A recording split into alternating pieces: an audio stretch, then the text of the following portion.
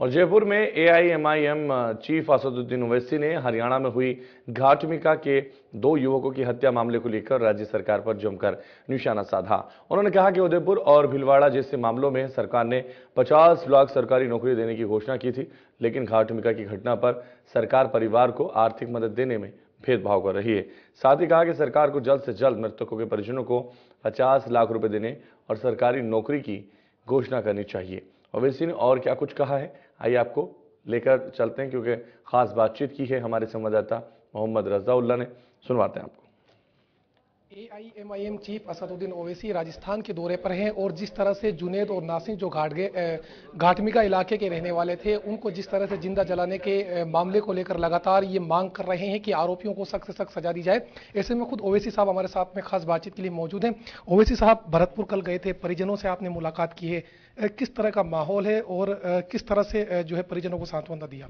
नहीं, हमको तो वहां जाकर और ज्यादा तकलीफ हुई जब हमको बताया गया कि जुनैद को 6 बच्चे हैं, उसके बड़े भाई जो जहनी तौर पर इंस्टेबल हैं, उनके भी 7 बच्चे हैं, जिसकी जिम्मेदारी जुनैद पर थी।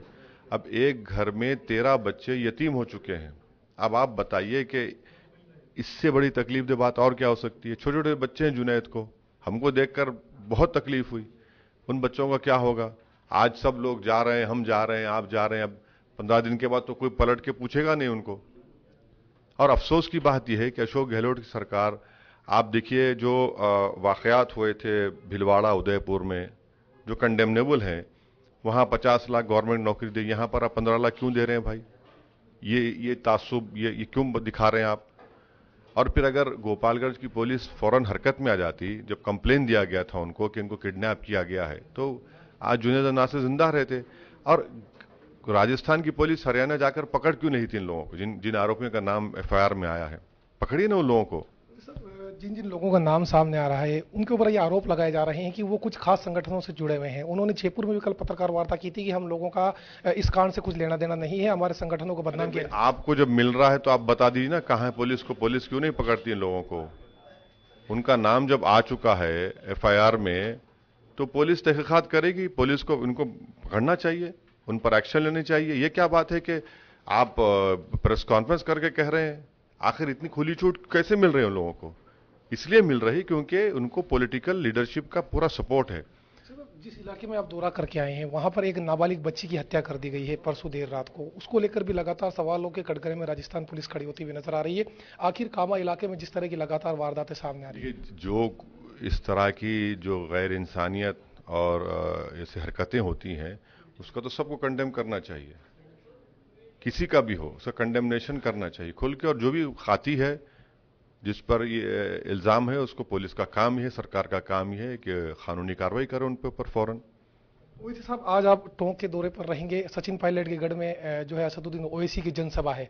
कल भी जिस तरह से देखा कि जो पार्टी के पदाधिकारी हैं, उन लोगों को कामा के अंदर जो है पहाड़ी क्षेत्र के अंदर सभा की अनुमति नहीं दी गई प्रशासन ने। हाँ, बहुत हमारे पार्टी के जिम्मेदारों को बड़ी तकलीफ उठाना पड़ा। परमिशन हम जहाँ चाह रहे थे मंडी में नहीं दिया गया, दूसरी जगह दिया गया। ज़मीन जिसकी थी उसको बड़ा बुलाकर कई सवालात उनसे पूछे गए, कागजात दिखाने के लिए कहा गया, मगर उसके बावजूद भी आपने देखा कि जनता और आवाम बड़ी मोहब्बत से, बेलौस तरीके से वहाँ पर आई। और हम तो आते रहेंगे, हमारा काम ये है, हम पार्टी के लिए आएंगे, हम काम करेंगे, चुनाव लड़ेंगे। ये गड़बड़ छोड़ दीजिए, किसी का गढ़ नहीं होता है। ओवैसी साहब, आखिरी सवाल आपसे। जिस तरह से असदुद्दीन ओवैसी का भरतपुर और टोंक दौरा है आज, इस दौरे को लेकर कांग्रेस लगातार ये कहती हुई नजर आ रही है कि बीजेपी की बी टीम असदुद्दीन ओवैसी साहब है और आरोप लगा रहे हैं। फिलहाल उस आरोपों को लेकर क्या कहेंगे आप? राहुल गांधी जो है अमेठी हार गए, हम थे वहां पर। अब वायनाड से जीते, जहां पर 30% मुसलमान हैं।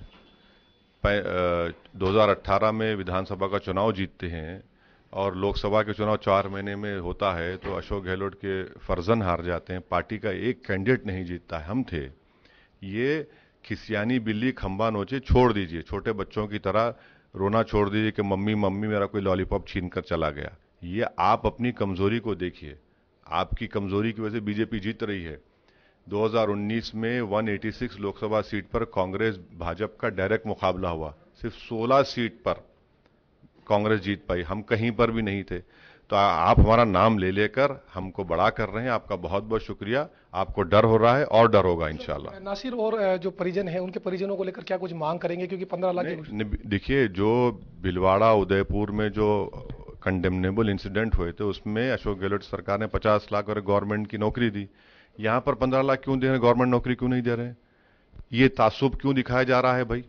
भाई मरने वाले तो इंसान है ना, आप दिखाइए वही जो उदयपुर भिलवाड़ा में किया यहाँ पर भी करिए, ऐलान करिए, फौरन करिए और खातियों को जल्द से जल्द पकड़ा जाए। और पुलिस के जो ऑफिसर जिन्होंने एक्शन नहीं लिया उनको भी सस्पेंड होना चाहिए।